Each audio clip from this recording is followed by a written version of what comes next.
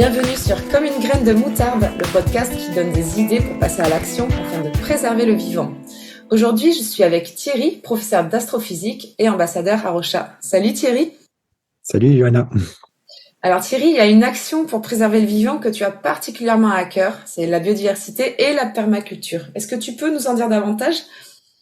Oui, pour nous, ce fut un gros déclic. Quand je dis nous, c'est ma femme et moi, parce que j'ai l'impression que jusqu'à maintenant, quand on parle des enjeux, on parle beaucoup de climat, de réchauffement, etc.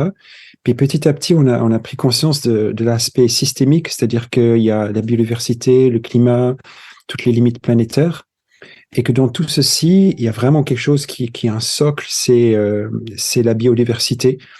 D'ailleurs, quelqu'un dit que la biodiversité, c'est un peu le filet de sauvetage de l'humanité. Et moi, je vois ça vraiment comme un angle mort. Et pour nous, ça a été un énorme déclic. Pour te donner un exemple, on a un grand jardin, on avait le projet de construire une maison passive au fond du jardin et quitter notre maison actuelle. Et puis, tout à coup, ça a été un tournant parce qu'on a réalisé que finalement, notre jardin et toute la vie qu'il recelait était plus précieux que tout ce qu'on pourrait y construire. Et du coup, on a tout arrêté et on a transformé notre jardin petit à petit en un havre de permaculture. Et là encore, on a complètement revu les choses. Moi qui étais très cartésien, qui aimais planter les choses et forcer les arbres à planter là où je le voulais, j'ai complètement changé d'option, de perspective pour laisser les plantes pousser là où elles veulent et donner vraiment la primauté aux plantes locales. Voilà, donc c'était un gros tournant pour nous. Dis-moi, quel lien tu vas faire toi entre la gestion de ton jardin en permaculture et ta foi chrétienne ? Alors, il y a un texte qui pour moi est fondateur là-dedans, c'est le premier chapitre, l'Épître aux Colossiens, quand on dit que tout a été créé pour Christ et par Christ.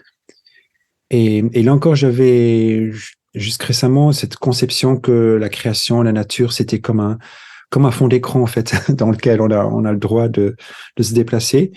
Et puis là, tout à coup, il y a cette prise de conscience que Dieu y tient autant qu'à nous et que ça joue un rôle fondamental. Donc vraiment, ça a été un revirement.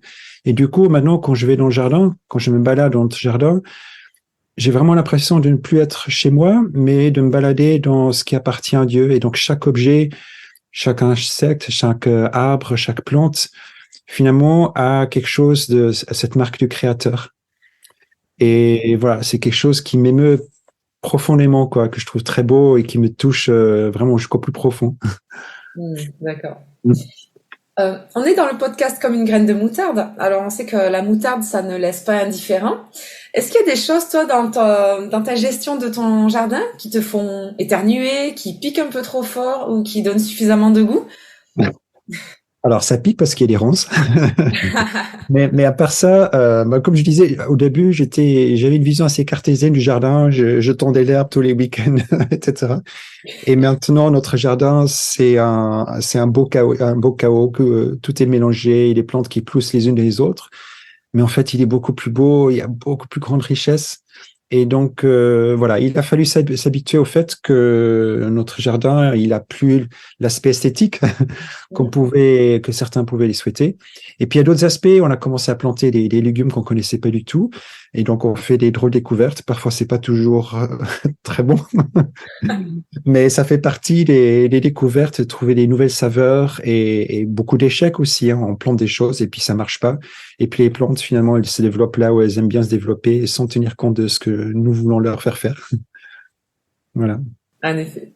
Super. Merci beaucoup, Thierry. Merci, Joanna.